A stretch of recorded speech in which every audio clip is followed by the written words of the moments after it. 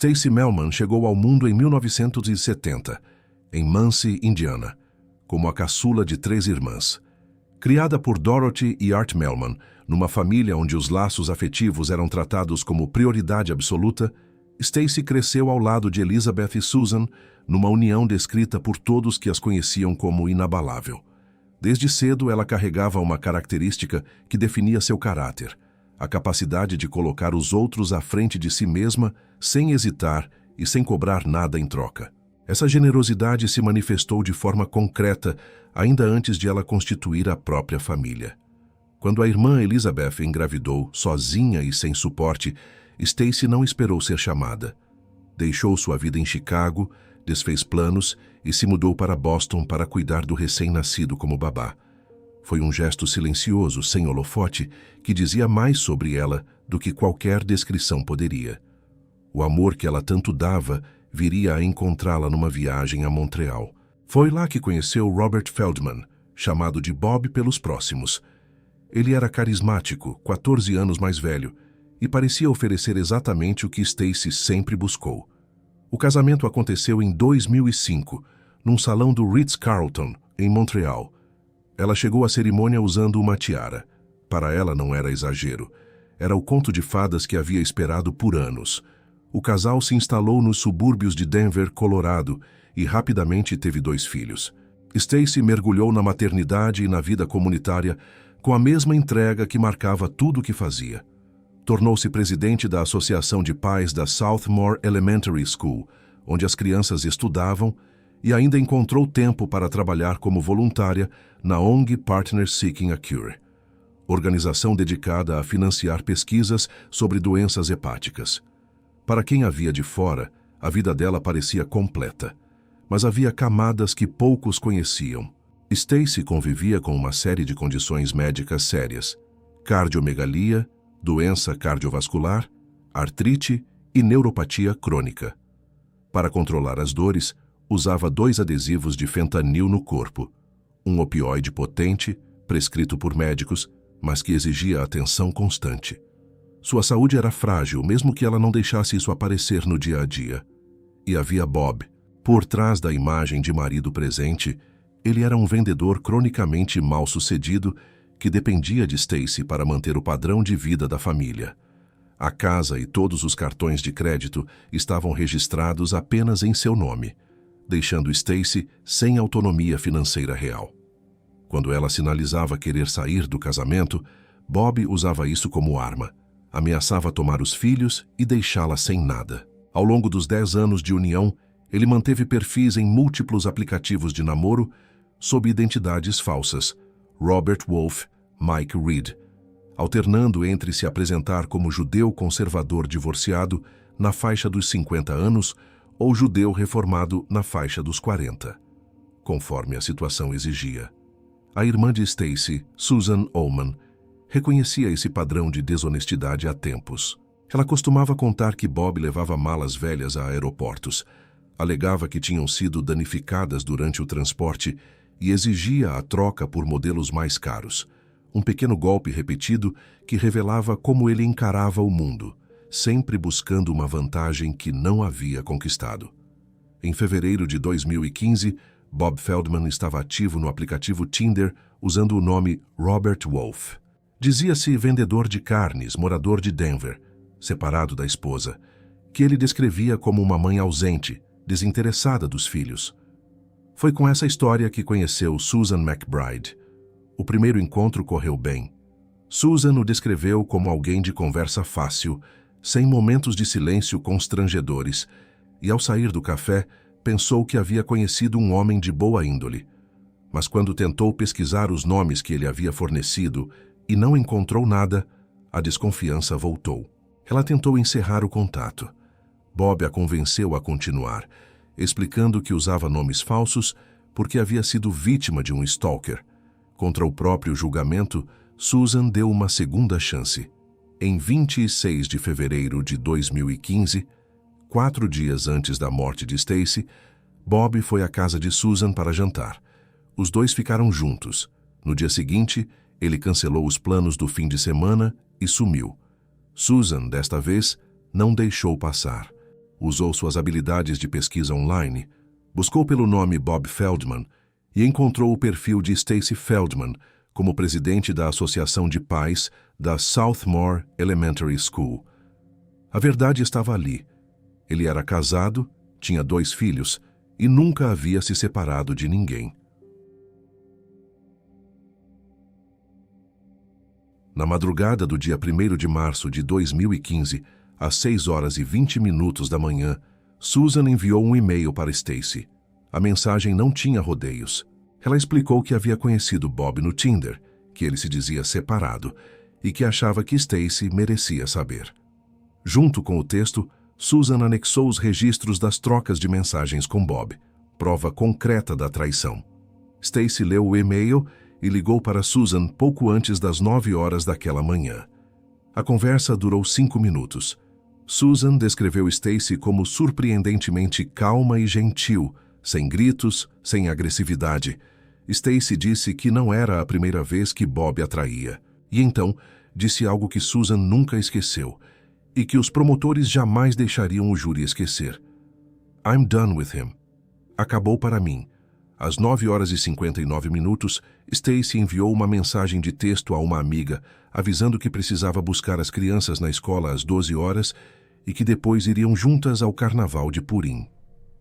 Era a última mensagem que Stacey Feldman enviaria na vida. Naquele domingo, a rotina da família começou sem nada de incomum. Bob levou os 2 filhos ao Temple Sinai para a aula de escola religiosa às 8h30. O combinado era simples. Stacey os buscaria ao meio-dia e levaria as crianças ao carnaval de Purim, que acontecia na sinagoga naquele dia. O meio-dia passou. Stacey não apareceu. A professora tentou ligar para ela várias vezes sem resposta. Quando conseguiu falar com Bob, ele disse que viria buscar as crianças em breve.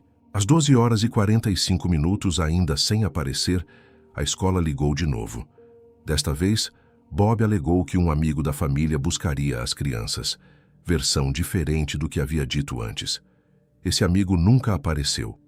Quando a polícia o procurou depois, ele confirmou que nenhum combinado havia sido feito. Bob chegou à escola às 13h05. Vestia shorts e camiseta em um dia de neve. Estava desgrenhado, suado e visivelmente irritado.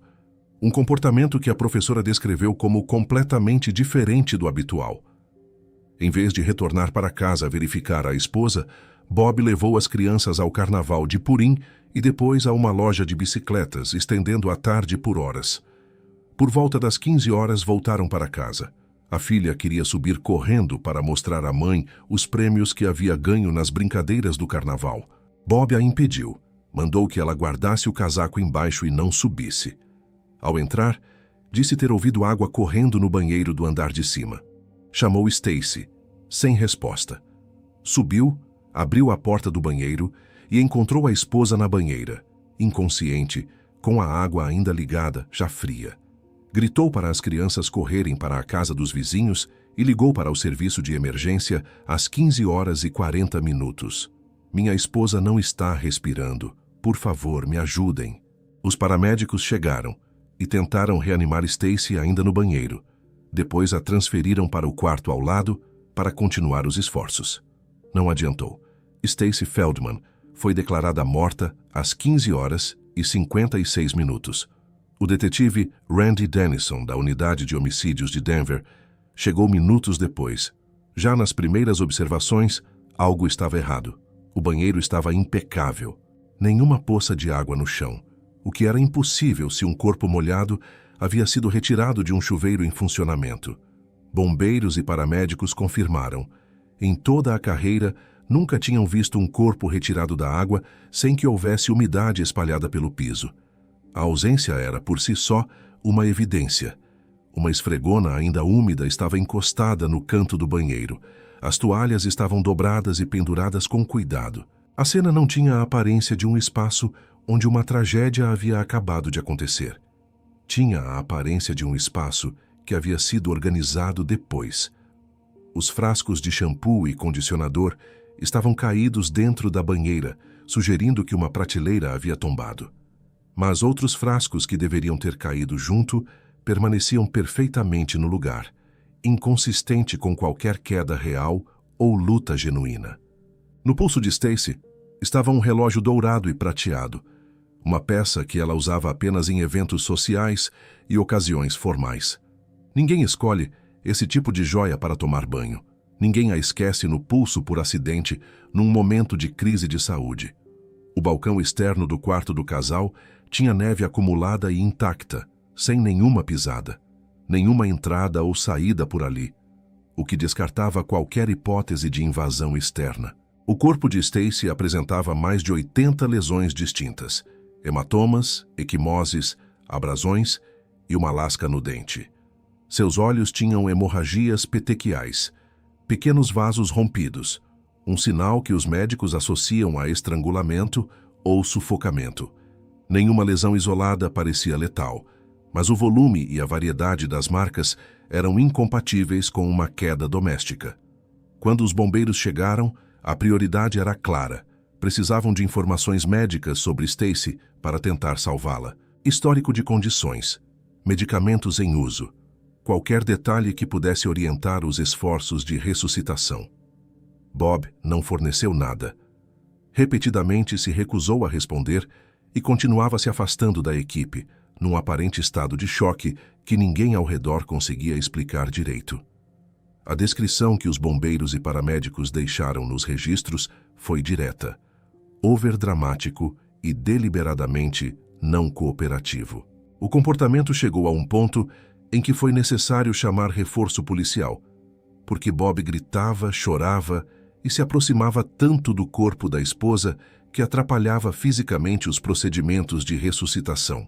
O detetive Dennison registrou em seu relatório que toda vez que tentava fazer uma pergunta direta, Bob simplesmente se afastava, sem responder, sem olhar, como alguém que estava gerenciando o que dizia, não alguém desorientado pela dor.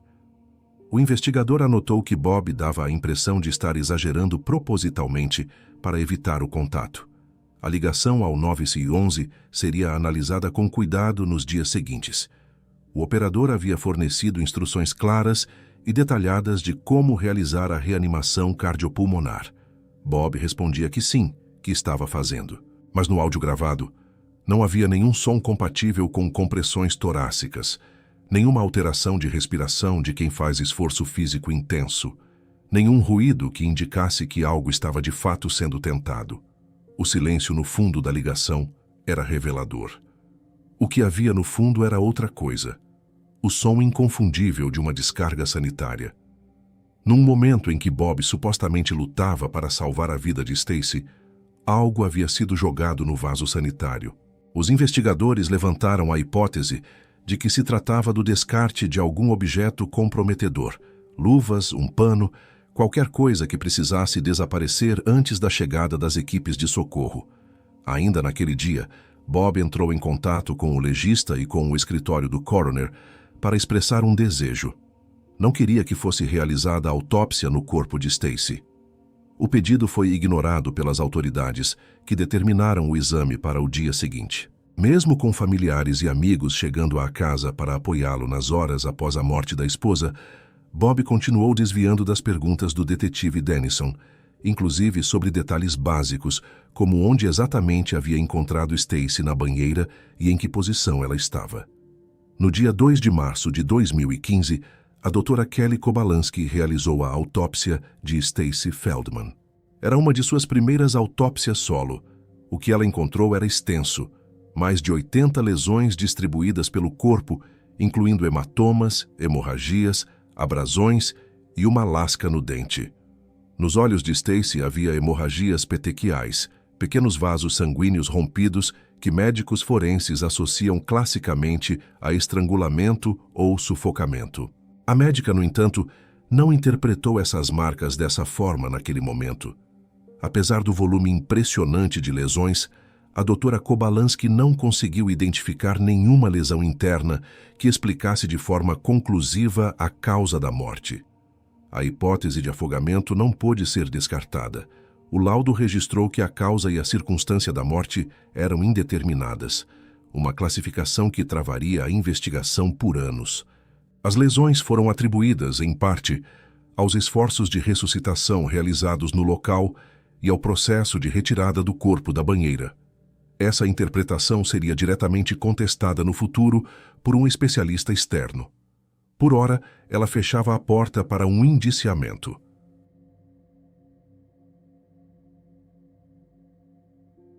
O exame toxicológico trouxe resultados que contradiziam diretamente o que Bob havia dito à polícia. Foram encontrados no organismo de Stacey apenas os medicamentos que ela tomava por prescrição médica, incluindo o fentanil. Nenhuma substância ilegal. Mas o ponto mais relevante era o que não estava lá. Nenhum traço de THC, o princípio ativo da maconha. Bob havia afirmado que Stacey consumira comestíveis à base de cannabis na noite anterior, uma substância que permanece detectável no sangue por pelo menos 24 horas. A ausência era uma contradição objetiva, sem margem para interpretação. Também não havia álcool no sistema de Stacey, derrubando outra afirmação de Bob de que ela havia bebido na festa da véspera. 2 relatos, 2 mentiras verificáveis pelo laboratório. Além disso, os rins de Stacey apresentavam funcionamento comprometido, uma anomalia que os peritos não conseguiram explicar de imediato, mas que poderia indicar processo em curso no momento da morte, estresse físico extremo ou ainda outra causa que os exames disponíveis não eram capazes de identificar. Nos dias que se seguiram à morte de Stacey, o detetive Dennison tentou contato com Bob diversas vezes. Queria discutir os resultados da autópsia, especialmente as contradições entre o que Bob havia declarado e o que os exames revelaram. Bob demorou a retornar. Quando o fez, a conversa foi gravada. A primeira pergunta foi objetiva. Stacey estava de bruços ou de costas quando ele a encontrou na banheira. Bob disse não lembrar. Descreveu o choque, a paralisia diante da cena, o trauma que teria apagado detalhes da memória. Então partiu para um monólogo sobre o peso do corpo. Disse que tinha tentado puxá-la com toda a força que tinha, que um corpo inconsciente é muito mais pesado do que parece, e que acreditava que os hematomas vistos no corpo poderiam ter surgido nesse processo. Não soube dizer nada de concreto sobre como havia encontrado a esposa. Quando Dennison trouxe a ausência de THC e álcool nos exames, Bob não ofereceu nenhuma explicação. Repetiu que ela havia consumido os comestíveis. Disse não saber o que poderia ter acontecido. Quando perguntado diretamente o que achava que havia causado a morte de Stacey, respondeu de forma vaga. Ela tinha problemas de saúde, talvez tivesse sido algo natural. E então acrescentou, quase como lembrete. Disseram que é indeterminado, né? A linha do tempo também começou a se desfazer. Nas primeiras declarações à polícia, Bob afirmou que após deixar as crianças na escola às 8h30, não havia voltado para casa até depois do carnaval, já perto das 15 horas. Mas relatos de familiares indicavam outra coisa. Bob havia mencionado que voltara a casa por volta do meio-dia para passear o cachorro. Pressionado sobre isso, ele mudou a versão. Disse que havia voltado apenas para se trocar, que ficou no máximo 10 minutos, que usou o banheiro do quarto de serviço para não incomodar Stacey e que não ouviu nenhum som de água correndo. Essa explicação era considerada implausível pelos investigadores. Se a banheira estava cheia e transbordando havia horas, o barulho seria impossível de ignorar em qualquer cômodo da casa. Em nenhum momento, ao longo de nenhum dos contatos com a polícia, Bob demonstrou qualquer interesse genuíno nos resultados da autópsia. Não perguntou o que havia sido encontrado. Não buscou informações sobre o que poderia ter causado a morte da mãe de seus filhos. Apenas esquivava, respondia com vaguidão e esperava a pergunta seguinte. Os registros telefônicos confirmaram com precisão que o último sinal de vida de Stacey foi uma mensagem de texto enviada às 9h59. Depois disso, silêncio absoluto. Nenhuma chamada atendida, nenhuma mensagem respondida. A janela entre esse último contato e a chegada de Bob com as crianças, por volta das 15 horas, era o período em que, segundo a acusação, o crime havia ocorrido. A análise técnica da ligação ao 911 por especialistas comportamentais confirmou o que os primeiros investigadores já suspeitavam.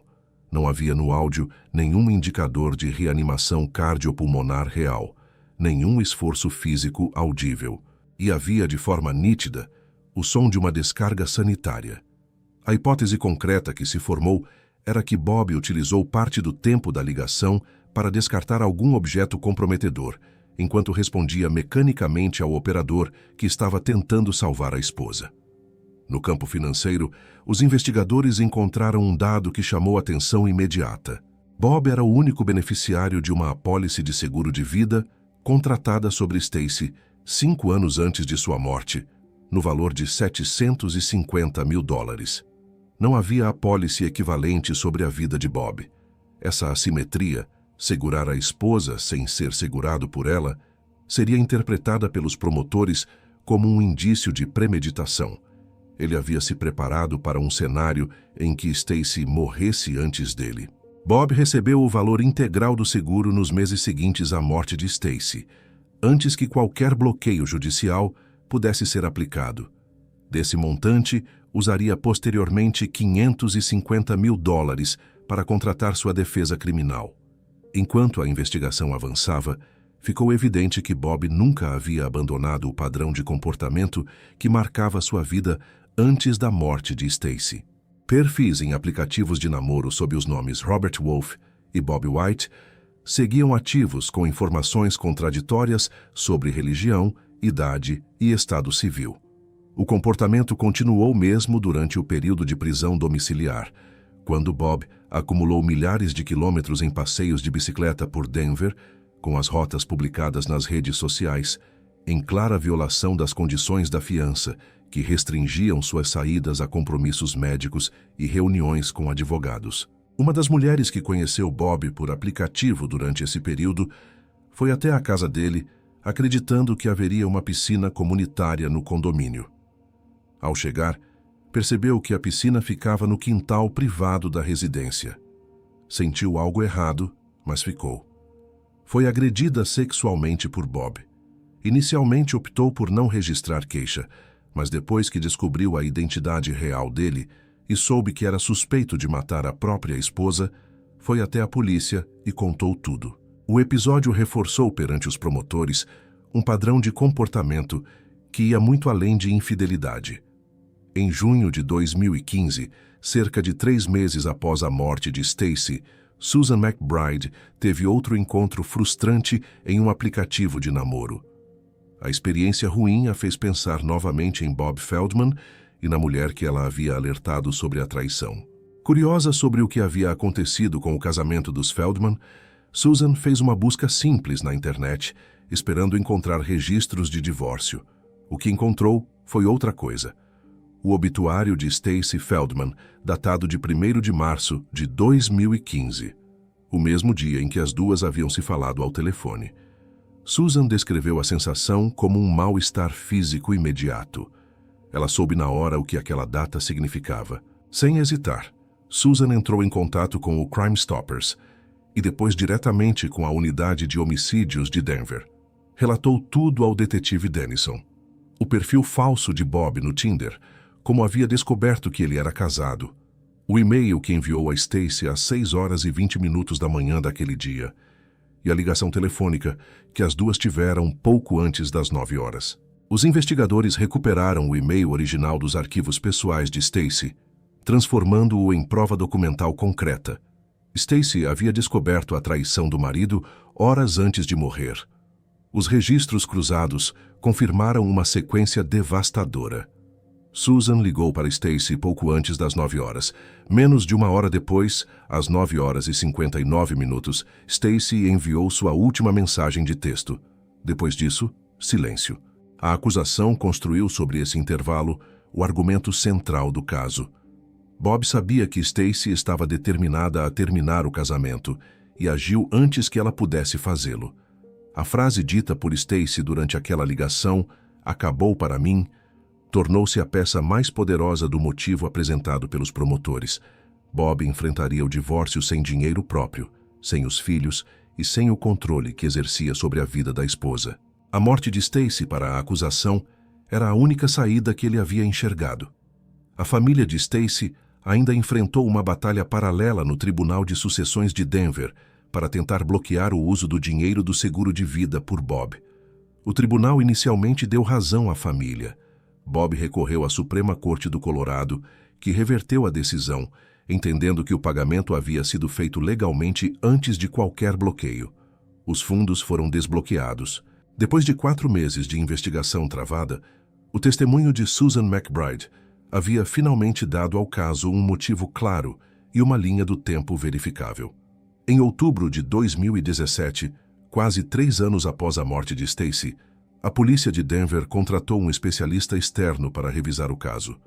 O Dr. William Smock era médico de emergência com formação complementar em medicina forense e reconhecido como uma das maiores autoridades do país em casos de estrangulamento doméstico. Suas técnicas de análise em vítimas vivas haviam resultado em 100% de taxa de condenação nos casos em que foram aplicadas.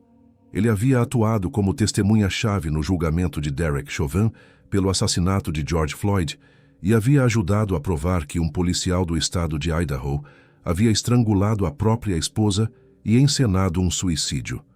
Era exatamente o perfil que o caso precisava. O Dr. Smock passou meses revisando o laudo de autópsia, os exames toxicológicos e centenas de fotografias da cena e do corpo. Sua conclusão não deixou margem para dúvida. A morte de Stacey Feldman foi um homicídio. O padrão das mais de 80 lesões não era compatível com quedas no banheiro, tentativas de ressuscitação ou retirada de banheira. Era compatível com uma agressão prolongada e violenta. O especialista descreveu o conjunto das marcas como constelações de lesões típicas de espancamento brutal. A reconstrução que ele apresentou era detalhada. O agressor havia se posicionado sobre Stacey, usando os joelhos para imobilizar os braços dela enquanto a estrangulava. O padrão dos hematomas nos braços superiores era consistente com a pressão de joelhos de um adulto sobre membros pressionados contra o chão. As feridas defensivas encontradas no dorso das mãos de Stacey, evidência de que ela havia lutado, haviam sido subestimadas no laudo original. 2 outros elementos selavam a conclusão. O primeiro, o Dr. Smock encontrou marcas de tecido impresso na pele de Stacey, prova de que ela estava vestida quando o ataque começou, destruindo por completo a versão de que ela havia morrido tomando banho. O segundo, ao redor da marca deixada pelo prateleiro metálico do banheiro no corpo de Stacey, não havia nenhum hematoma. Isso significava que ela já estava morta quando entrou em contato com aquele objeto. O corpo havia sido colocado na banheira depois da morte.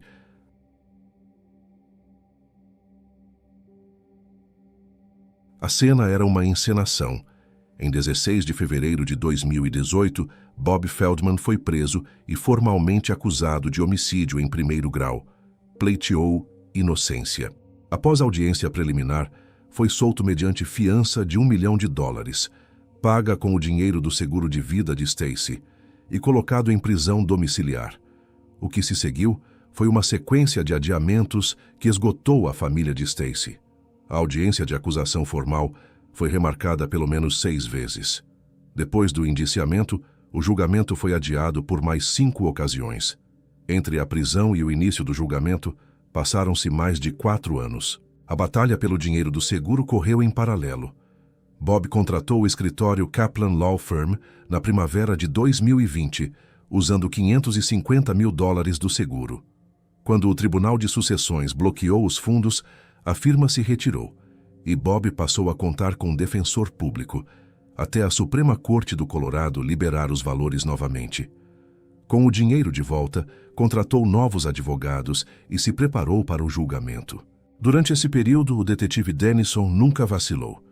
Desde o primeiro dia na cena do crime, suas suspeitas sobre Bob haviam sido fixas. Nenhuma declaração, nenhum comportamento e nenhuma versão apresentada pelo viúvo ao longo dos anos havia conseguido abrir qualquer brecha nessa convicção. O julgamento começou em abril de 2022, sob presidência do juiz Edward Brooke. Durou 9 dias e atraiu atenção considerável da mídia. A promotora Maggie Comboy conduziu a acusação com uma estratégia clara: deixar que o corpo de Stacey falasse. Disse ao júri exatamente isso, Stacey Feldman não pode lhes dizer o que aconteceu naquele dia, mas o corpo dela pode. E o que ele revela é que ela sofreu uma surra longa, prolongada e horrível. O Dr. Smock foi a testemunha central da acusação.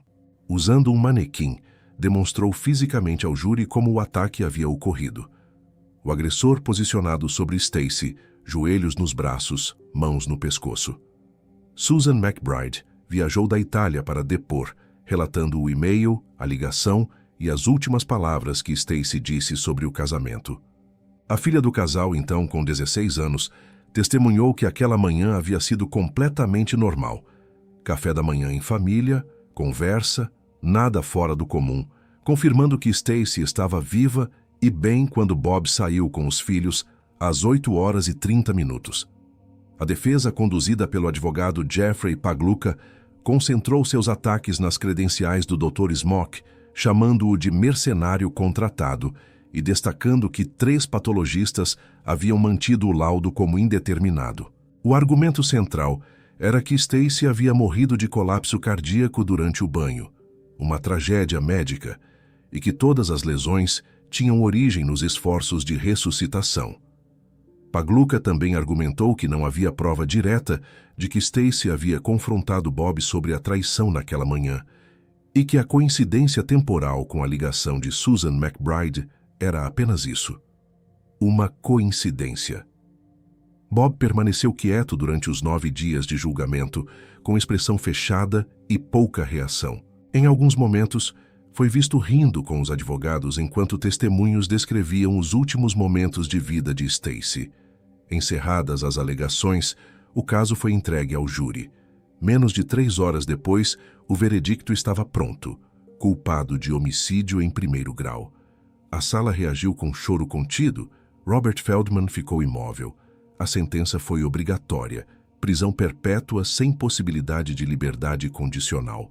Quando perguntado se desejava fazer alguma declaração, respondeu apenas não, sem pedido de desculpas, sem explicação.